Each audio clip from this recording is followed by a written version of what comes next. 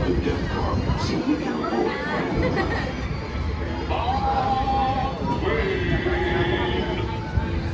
Mark Twain is not just the name of a riverboat or a great American author. It also means the water here is 2 fathoms deep. That means it's safe enough for us to proceed on our steam-powered journey along the rivers of America.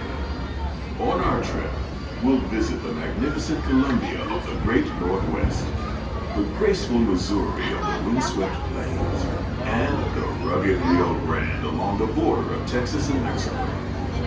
I'll be sure to point out interesting sights along the way, and even tell you about a legend or two. We begin our trip right here on the mighty Mississippi, heading south and ending up down in New Orleans.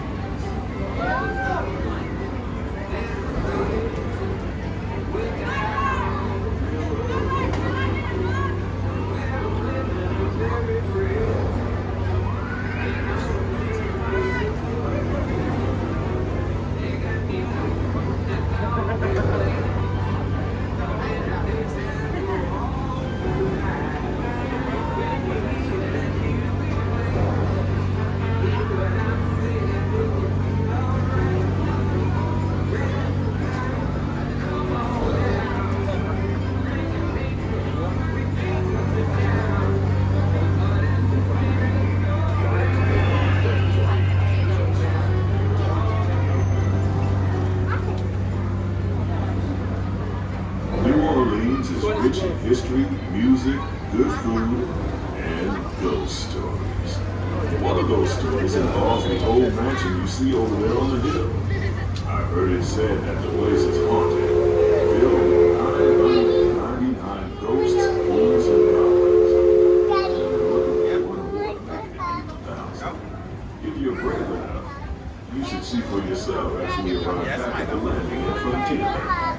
We're now passing Bowers Hall. This is home from the three-masted wooden channel of Columbia, the first American ship to circumnavigate the globe. Here's a bit of history for you. The Columbia set sail from Boston Harbor in 1787. She rounded Cape Horn and became the first American ship to carry the Stars and Stripes around the world. I'm going to give him a couple. Open your hand. The most famous landmark in this area is Splash Mountain, named for the fact that everyone seems to have a splashing good time when they get there. Splash Mountain is part of Critter Country, a remote wilderness filled with tall pines, rustic buildings, backward bayous, and one of those tall tales we often hear along the river. The story is that the birds and animals that live here can talk, sing, and dance. Like I said, just another tall tale. While you're in Critter Country, you might want to grab a paddle and try your hand at the Explorer canoes.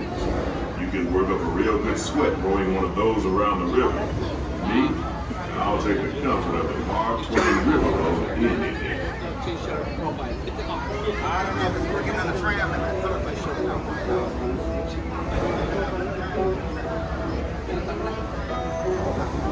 I'm going down there.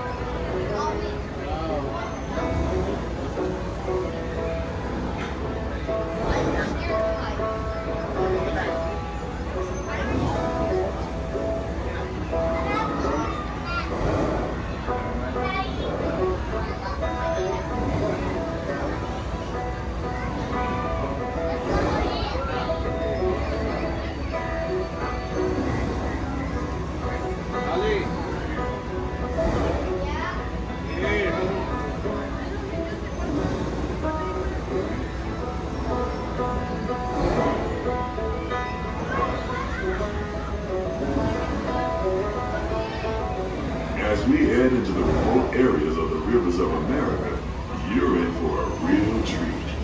I've been navigating these parts for years now, but I never get tired of taking in the breathtaking beauty of the Columbia River. The majestic trees, the stunning rock formations, the cascading waterfalls, the moose, deer, and elk along the banks, It's all so magnificent and so peaceful.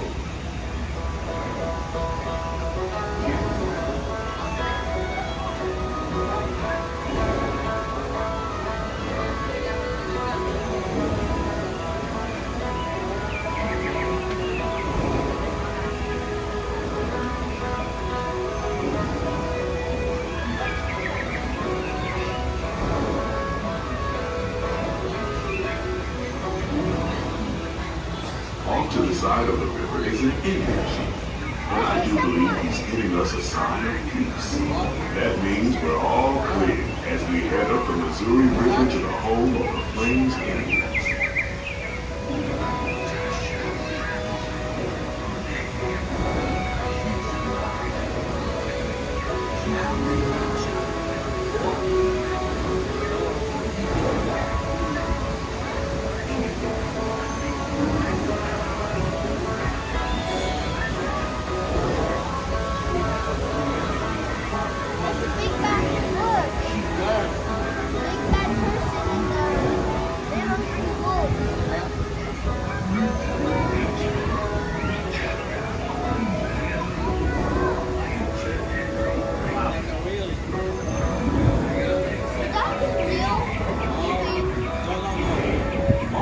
Side of the riverboat is a wise old shark sharing a story for all of us to hear.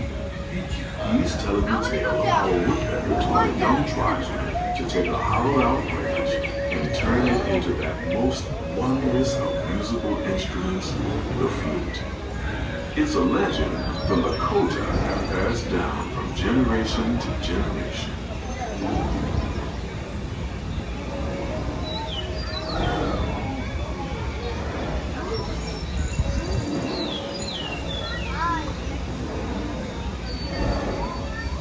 And there, just beyond the shout, is a tribe of Plains Indians setting up their camp along the banks of the river. They'll be here for a few months and then move on. As we continue our journey, keep a close eye on the riverbanks. There's a good chance we might catch a glimpse of moose, mountain lions, and other wildlife.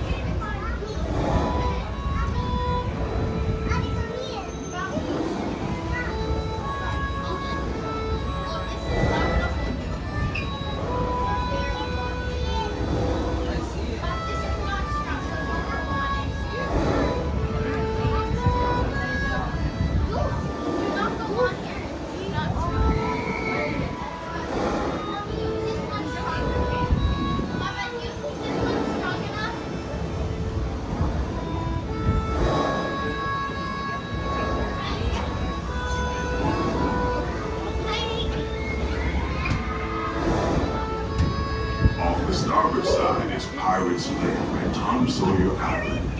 Young Tom always said he wanted to be a pirate, and I think I see why. If you're a pirate, you don't need to get up early in the morning and go to sleep, and you never have to wash your face and hands. All you have to do is just look for treasure all day long. At least that's what Tom Sawyer called it.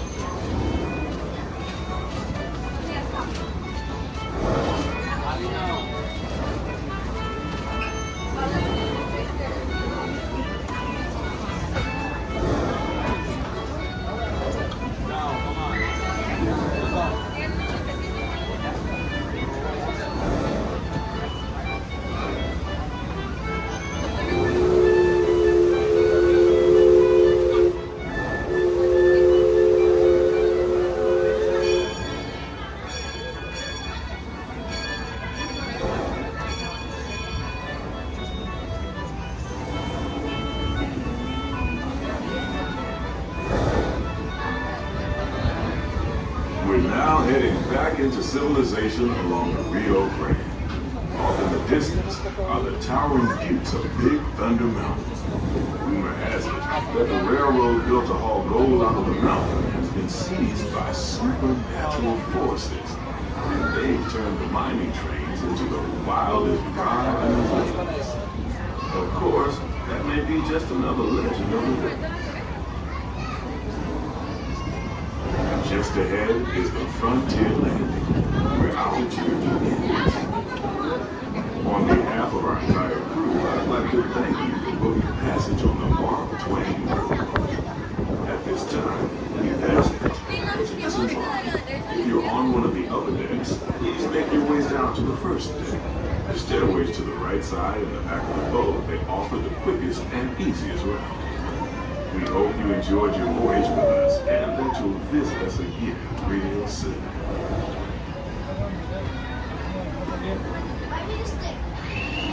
Engine room. Approach ready in 1 quarter.